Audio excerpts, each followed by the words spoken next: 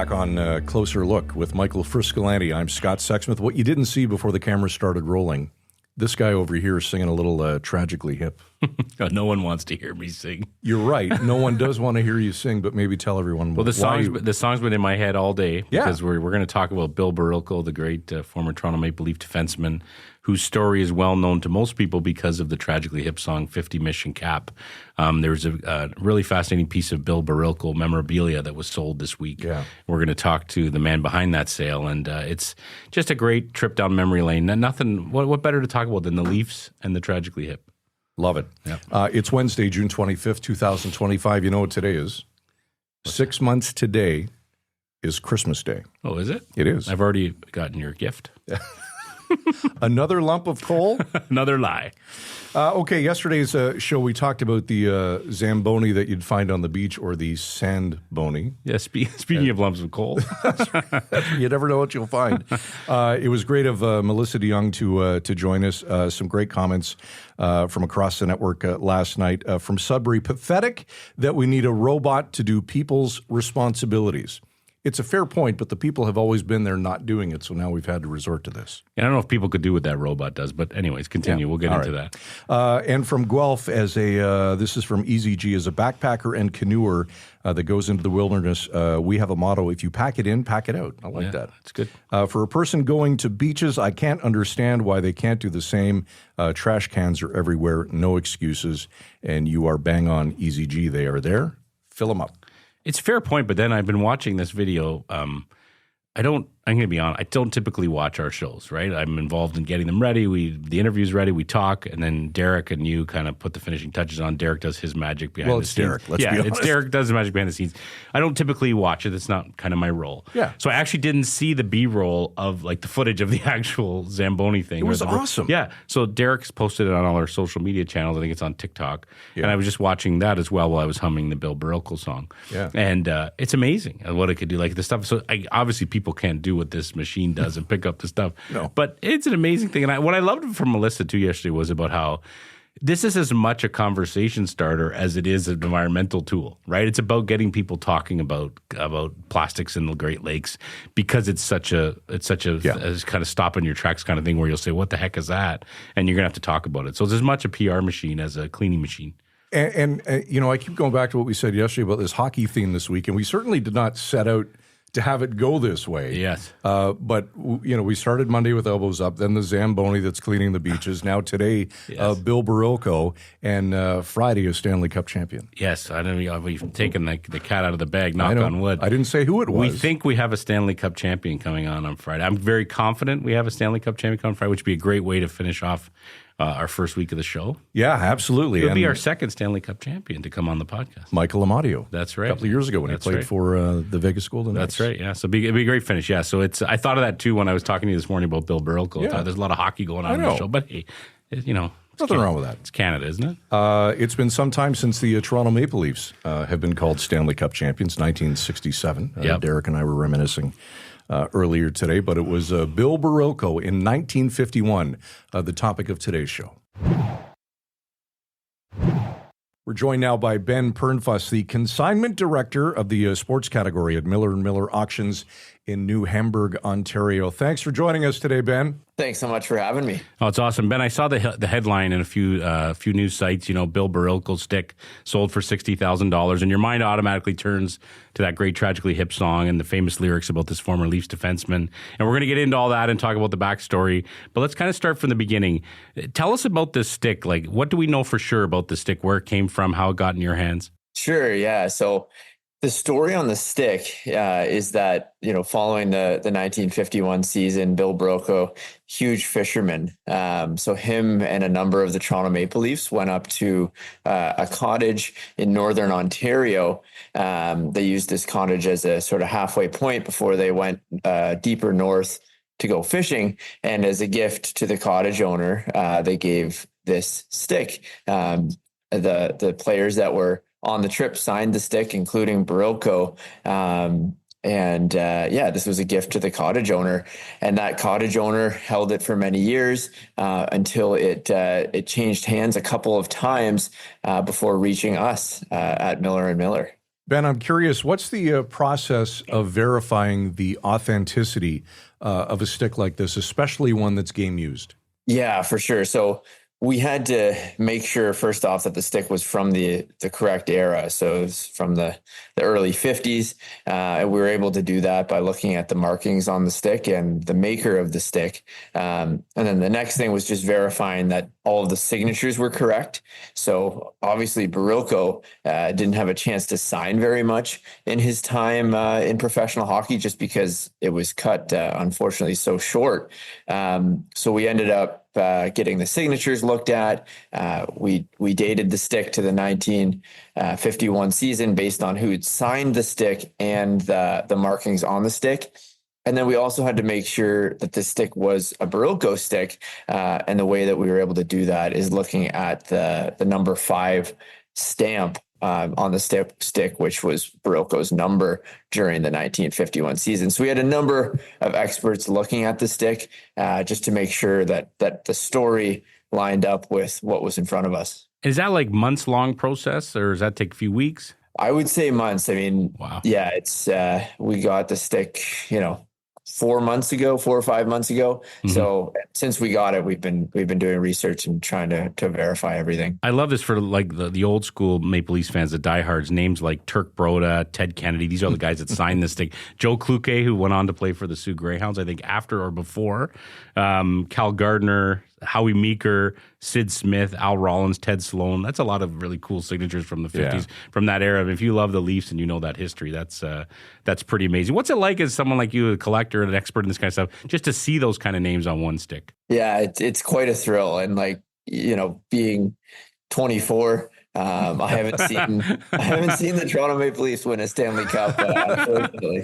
You're not alone, Ben. Yeah. You're not alone. Yeah, I'm hoping this stick was good luck, but it kind of brings you back. Like, you can just imagine what in 1951 Toronto was feeling when Bill Barilko scored that goal, and I think that's what helped bring the big money on this stick, was just the feeling of nostalgia from the good times of the Toronto Maple Leafs that we unfortunately haven't seen in a while. Well, Ben, let's talk about the money aspect for a second, because initially the estimate on the stick was somewhere between $3,000 and $5,000, and then it sold for $60,000. So what do you think drove that price, that final selling price? I think that's a good question, and we weren't like, an item of this rarity is hard to put an estimate on, but I think as you mentioned, the Tragically Hip wrote this song about Barilko. The 1951 season is kind of like it's like a Canadian history moment when Barilko scored that goal. And I think it brought in collectors on the pop culture side from the Tragically Hip. It brought in sports collectors who know Bill Barilko as a Toronto legend and a Canadian sports legend. And I think all of those audiences coming together to bid on this stick is what brought it to that huge number. It's a great point, right? Because for a lot of people, Bill Barilko is first and foremost a Tragically Hip lyric and not a hockey player, right? That's so for a certain generation, it reminds me, we were talking about this earlier, of like the wreck of the Edmund Fitzgerald, that amazing song. And even the relatives of the people who died on that ship would say that without that song, this would have been a long forgotten story. Not that Bill Barilko would have been long forgotten, but it certainly helped him live on. And like you said, that must have played a role in driving up the interest in this stick. I think so. I know Barilko's name as a younger guy from the song more than I do from the Leafs. And I think that's the case for a lot of people. I got that sense, at least. Ben, is there anything, and I know you can't get into specifics, but is there anything about the buyer that you can share with us? That one's a bit tough for me to talk about, but I can say that it's in great hands, and it's going to stay a part of Canadian history. We'll say that. Wow, you may have a future in politics. Do you think we'll ever hear more? Like, do you think this buyer might come out and say who they are and what they plan to do with the stick? They might. Yeah, they might. I don't know their intentions at this time, but it wouldn't surprise me. Could you give them a call right now while we're on the show? And yeah, I'll get right on that. See what they think. Can you walk us through the process a bit? I'm obviously a sports fan, and I have some things that mean something to me that I've collected over the years. But I wonder, how does this process work? Is it a bunch of people sitting in a room? Is it an online auction? How do you get in on this? Sure. So I go to, like myself, I'm the sports director here. So I go to the collections usually just to assess what items would work for our auction. And we write up a contract at these collectors' homes. We take items back to our building. We process them, we get them photographed, and they're offered for sale fully online. So there's no live portion to our sports sales, but the item would go up online 3 weeks in advance of it selling. Mm-hmm. People bid for a 3-week period. And like the Barilko stick, usually a lot of the action is in the last few hours before the item sells. But it's a fully online process. And it's kind of like once you give us the item, it's hands off and you receive a check. And anyone could bid, right? Anyone can jump in? Yeah, anyone, as long as they're signed up on our website, you can jump in. You're like bidders from all over the world. Ben, craziest item you've ever sold?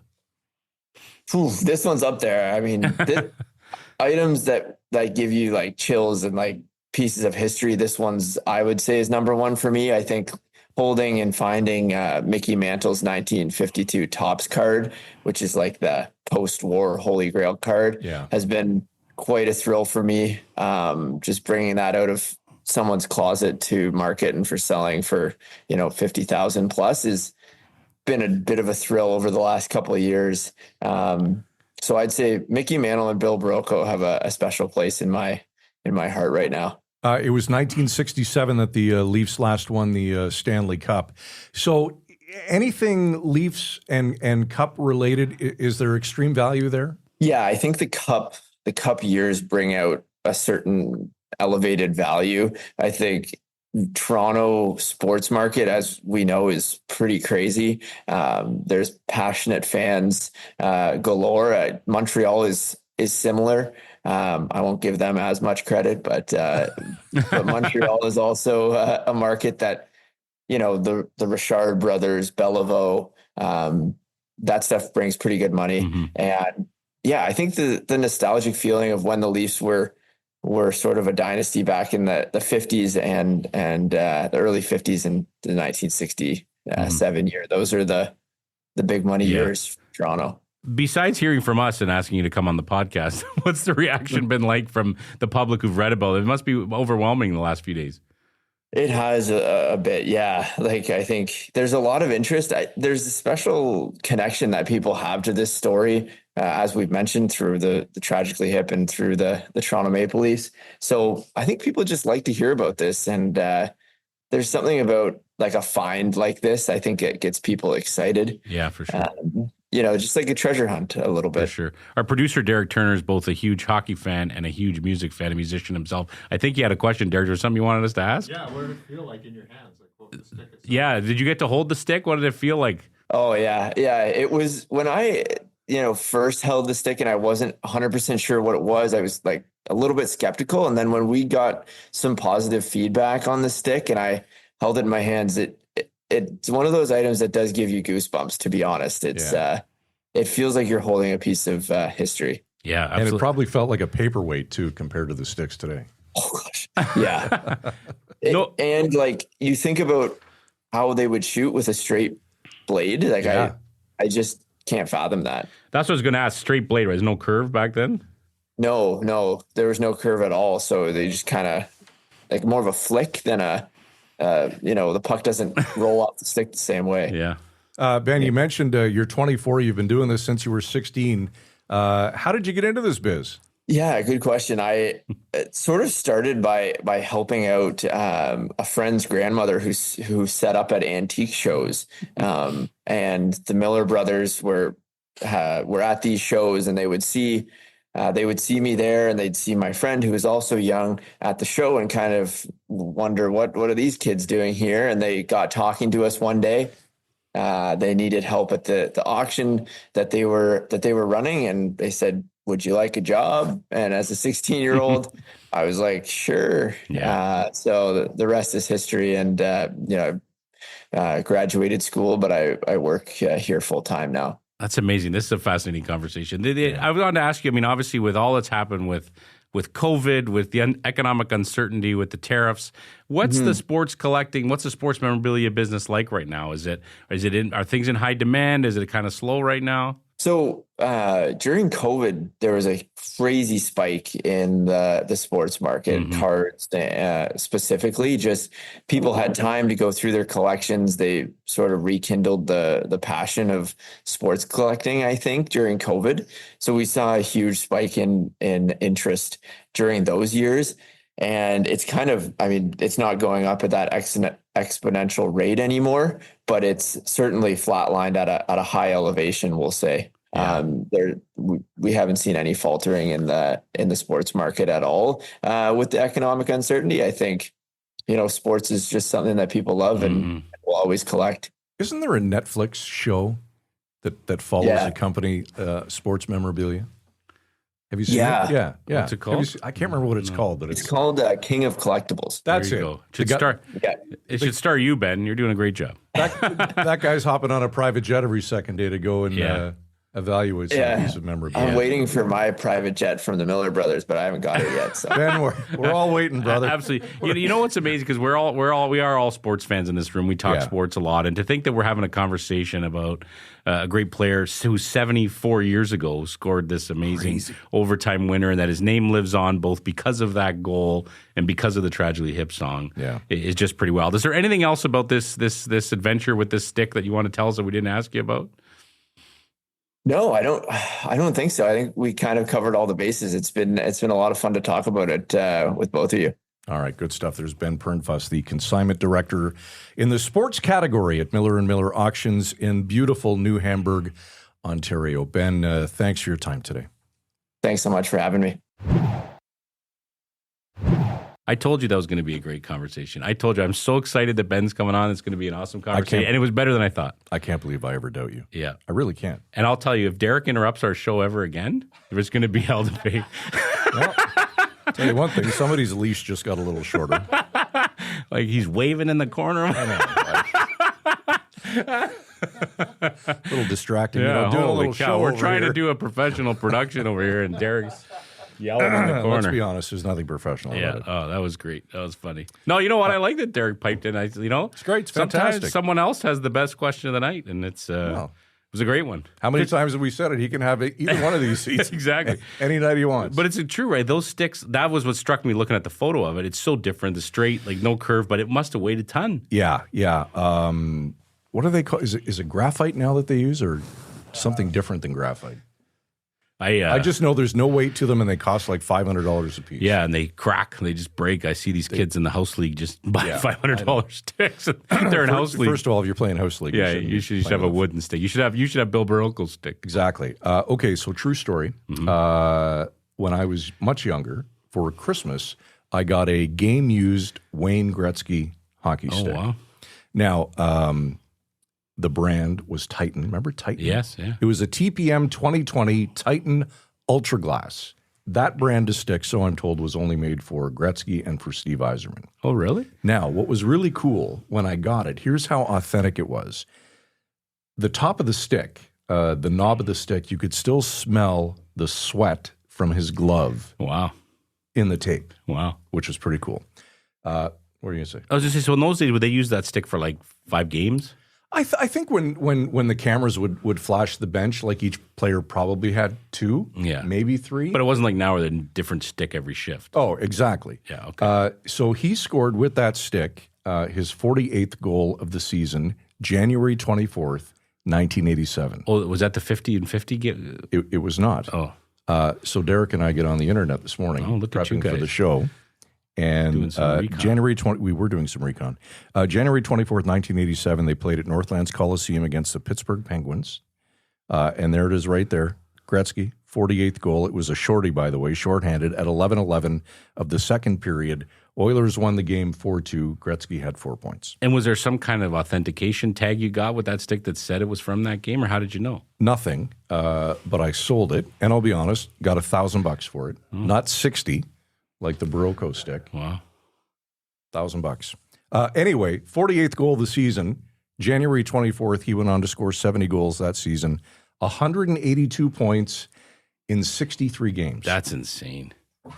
That's why. That is unbelievable. That is insane. That is great. No, that's great. Crazy. Yeah. You know what I do, and you've mentioned at the top of the show, I feel like we've talked a lot about hockey, and I'm sure that won't be the trend every week. No. But you know what? Though these are great stories, man. As I said, you're going to Bill Barilko. I mean, that name rolling off your tongue means so much to so many different people. And I love how Ben said it too. Yeah, the first year to Bill Barilko was from the song, not from hockey. that's right. Well, we can almost guarantee that tomorrow night, when Thomas Carrick, the commissioner of the OPP, is here, we won't be talking hockey. We might, but the chances. Well, we can bring it up. But yeah, I think we're going to talk a little more about fentanyl than hockey. Yeah. Okay.